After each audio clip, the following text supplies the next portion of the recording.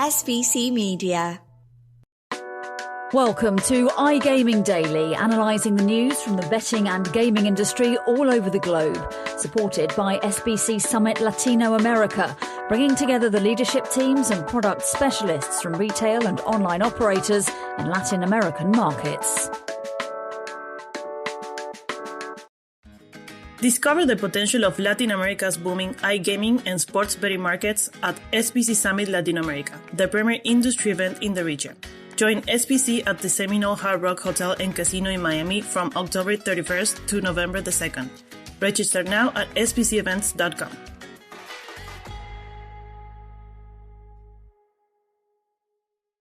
We're venturing to Colombia in today's episode of iGaming Daily, sponsored by SBC Summit Latino America, as news yesterday saw the Gambling Authority of Colombia sponsor a bill to better regulate gambling advertising and promote higher industry standards on marketing and communications. The bill sees Coljuegos aim to establish a series of new rules with key recommendations that demand that the Gambling Authority of Colombia become the control authority responsible for monitoring all forms of gambling advertising in Colombia. So, looking into this more and joining me on the podcast today is SBC Noticias' Fernando Noodt and Isadora Marcante. Welcome, and how has it only been a week and a half since we were sitting in Barcelona eating tapas? It baffles me how quick this has gone. Yeah, I mean, I was already missing Barcelona and being together with you guys. Hello to everyone listening on the other side as well. But I was already missing that time, like the day after, or while I was waiting at the airport, I was already missing being together there. But still fun to do the podcast through the cameras, right? To be together here and joining to discuss these topics that are actually, there's a lot of going on in Latin America right now. So it's really great to get together and discuss this. Yeah, I feel like we need to start creating a food agenda for each podcast that we do, just so we can get that Barcelona vibe again each time we do a podcast. Sounds good. Me and Isadora, every time we got food, we shared food. It was great. She was showing me different foods I've never tried before because, as everyone knows in this podcast, I'm an ignorant English person who has no culture whatsoever. So I was introduced to so many new foods and so many new flavours. And I missed that because as soon as I hit back in England, I went to a Greg's straight away and I was like, this is not the same. So, but forget food. No, let's not forget food. Let's move on from food. Let's move on from food and talk Colombia. And Fernando, we'll come to you. So Colombia seems to be kind of pushing legislation to set up a clear regulatory framework around gambling advertising. What has the approach that the local regulators taken? Well, last week, Coljuegos, which is the regulator for gaming in Colombia, published a draft bill to regulate advertising in the country. It's a draft bill, of course, a document that sets a lot of different requirements for operators to promote their activities and setting some clear boundaries. And this is important because advertising has been a key topic when discussing regulation, not only in Colombia nor in Latin America. I mean, it's everywhere in the world. Advertising has been super important for every government, for every regulator. So it is very important for a regulator like Coljuegos to make this push and do it by being open to comments is also really, really important because, of course, last week when this draft was presented, Coljuegos did it by asking everyone that wanted to submit a comment or a suggestion to do it at a certain email address, which, of course, we're not going to mention since that period has already ended. But it's very important that regulators are open to suggestions, and everything to actually come up with the better rules they can, or with the best rules they can, which is exactly what Coljuegos did, and pretty much the same thing they have done ever since they regulated the iGaming industry first. We know Colombia is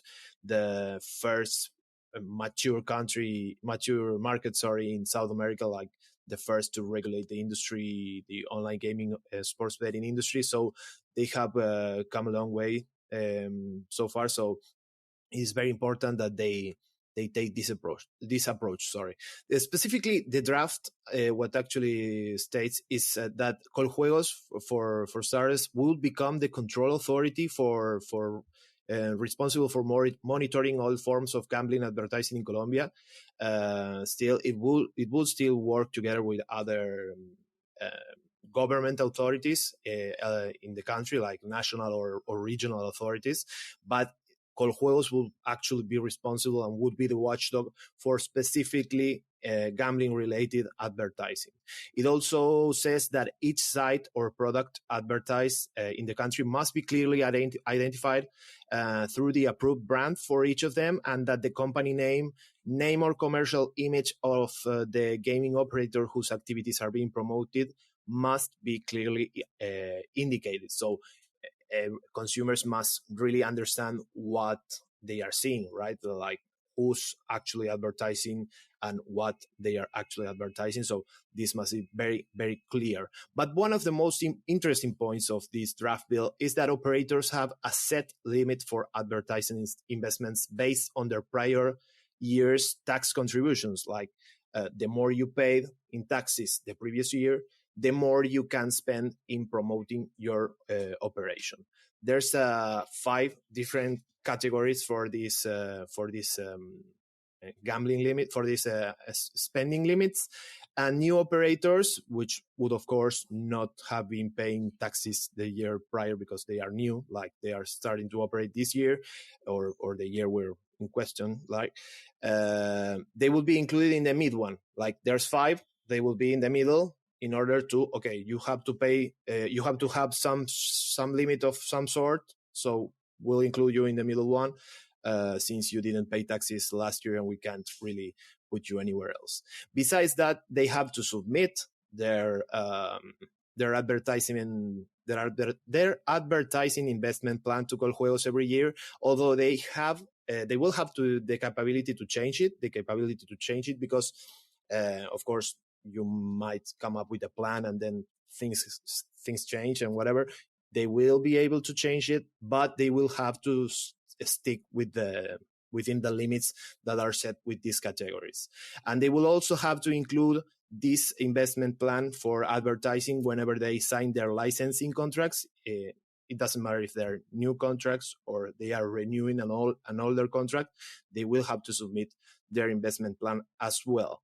And in case they don't comply with this investment limit, this maximum amount of money they can spend, there's fines up to 100% the exceeded amount they have spent in advertising. So the draft bill already states like the punishment to those that don't comply with this specific gambling advertising limits.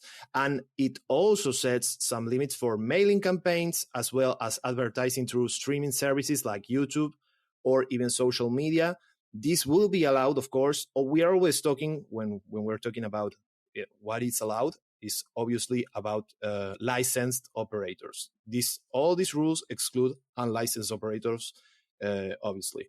But social media, streaming services, and mailing campaigns will be allowed, but the operators must ensure that there's no underage audiences targeted, that there's tools to block their ads or to hide them whenever they pop up on the internet. And they have also to promote responsible gambling messages online, and they can only target people that follow gaming operators on social media, that are registered with any platform, or that have an interest in gambling, always of course ensuring that they can reverse that interest, or in order not to get the ads, right? So basically they can target people interested in gambling, but these people targeted must have the ability or the possibility to hide or block this advertising. And breathe. There's a lot to digest there. There's a lot to take in. It's a long document. It's a huge document. So what we're going to do is, before we move on to, because I want to move on to kind of the gambling sponsorships and sport. Isadora, let me just bring you in on this one to get a Brazilian perspective, or to look at comparisons of how Brazil are doing this compared to Colombia. Obviously, we're still waiting for this bill to pass. But are there any similarities that you see in this Colombian bill that we've recently been looking into within the Brazilian one? Well, actually, we don't see a lot of similarities yet because they are still discussing what they're going to do in terms of regulating the advertisement, the ads that we do here in Brazil. But the Sports Commission this week was discussing prohibiting celebrities and people who have influence on punters to promote gambling. So that includes commentators, journalists, digital influencers, actors, singers, and everyone who is famous here.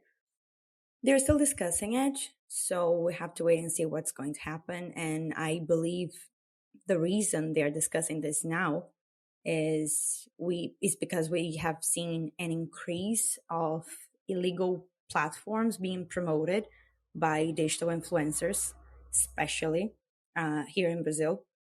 So we see so many of these illegal ads, and the way that they promote it as well, like it's not like an entertainment, but as a form of investment or a way of getting more money. So it's a really sensitive topic here in Brazil. Personally, I don't think that prohibiting famous people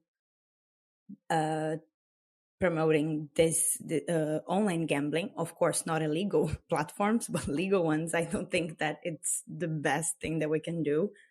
But they still have to vote. But the Sports Commission approved this, and now some other commission will vote this topic now. It's like the Economics Commission who will determine if this is going to happen or not. Like their decision is the ultimate decision. Like their word, if they say yes, we're going to prohibit, then it will be a rule. Mm-hmm. So we just have to wait and see. Would that see? Obviously, this is fresh to me. The brand ambassadorship or the sponsorship deal that Neymar had with, I believe it was PokerStars, and I believe even Brazilian Ronaldo had a similar deal with them. If it was approved, could we see partnerships like that not happen, or is it within Brazil and illegal markets, or is it just online casino or online gambling? They are mentioning online gambling in general.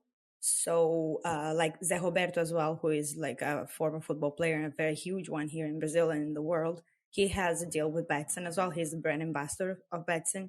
And Ronaldo as well is a sponsors ambassador for Betfair, and Neymar, PokerStars, and Blaze as well. I'm not sure like how it's the situation like between Blaze and Neymar now, especially because Blaze is facing some huge problems here in Brazil.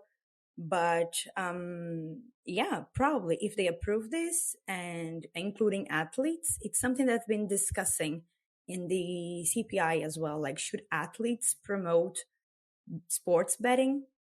It doesn't like it. Maybe it's a conflict between integrity, sports integrity, and sports betting as well. So they were discussing this already, and if this goes through, probably we'll face some issues regarding sponsorships with athletes, between athletes and operators. But fair can like bring more to the discussion, especially because we have been seeing like a lot of problems with sponsorships here in Latam. So let's jump back on the plane back to Colombia now. And I mean, gambling sponsorships within sport it's not just a Latam thing or Brazil thing. It's even in Europe and even in the UK. I mean, we're currently going through there's a lot of scrutiny, a lot of eyes on our sports sponsorship. Certainly in the Premier League, they've already said they're going to remove sponsorship by 2025 on the front of shirt. But it's the kind of the glue that holds the pyramid together, the English football pyramid, is gambling sponsorship, and it's huge. But what is the recent proposals or the bill in Colombia kind of mentioned about gambling sports or gambling sponsorships in sport?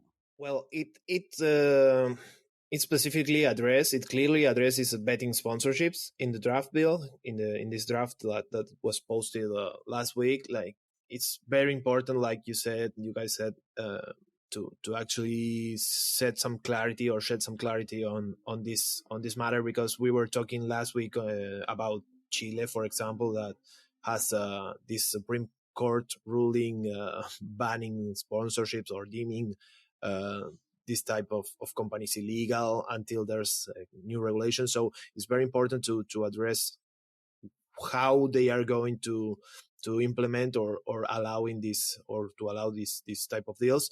And it clearly addresses that sports organizations and teams can have gambling partnerships. They will be restricted to professional teams that are sanctioned by a government-approved sports authority. So it has to be professional teams within a professional league in order to sign a deal with a gambling company. Of course, gambling operators will have to comply with the spending limits.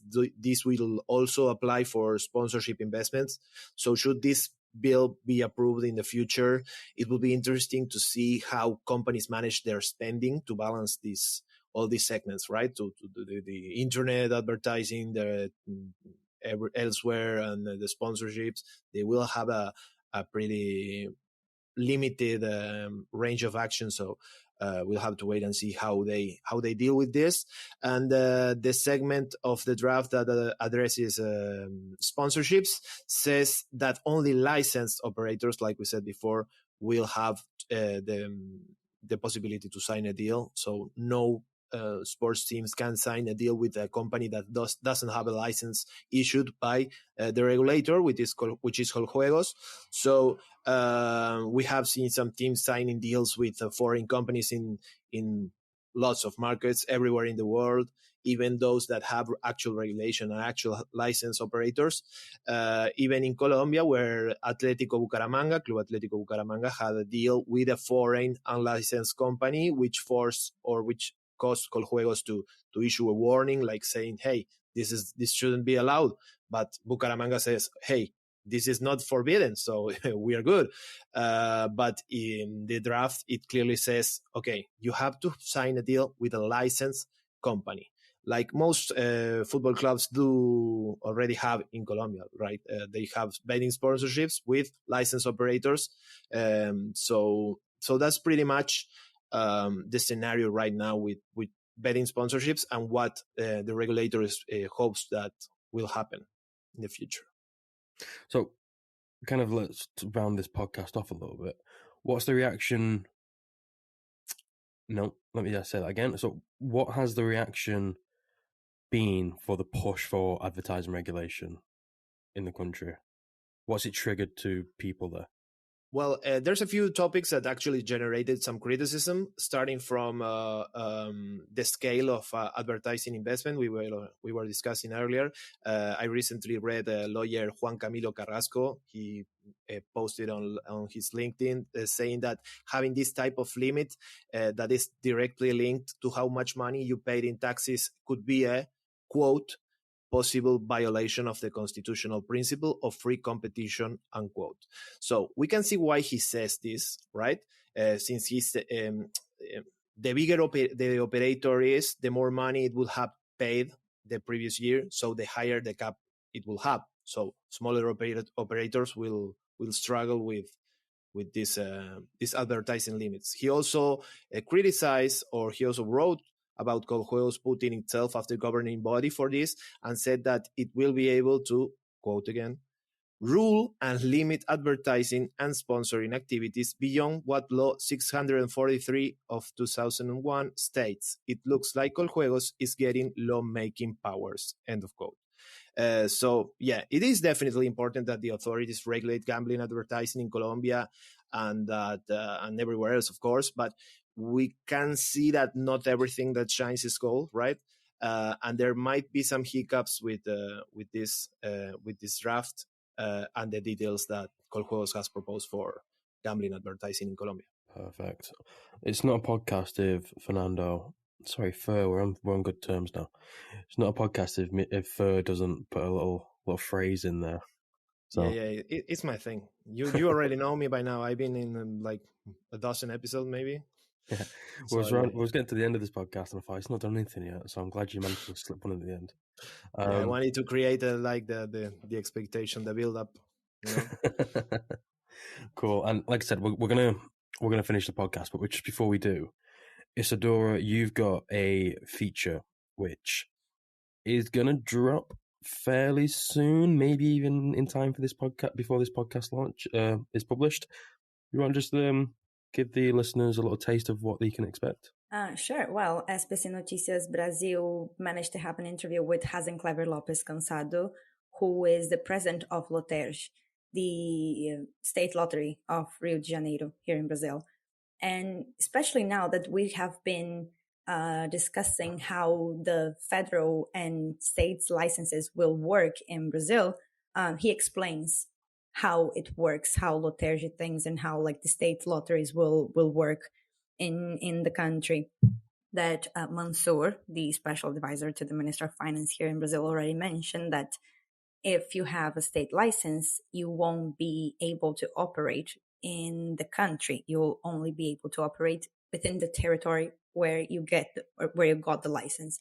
So, but that was a bit confusing. So Hazenclever could explain to us a bit how it works, coming from a state authority, which is nice, like a local state authority. So yeah, it's a nice interview, and it will, I think, clarify a lot of things to people who don't understand how this will work. And we hope it's dropped in time for this, before this podcast. And if it has, it will. There we go. There's a promise to listeners.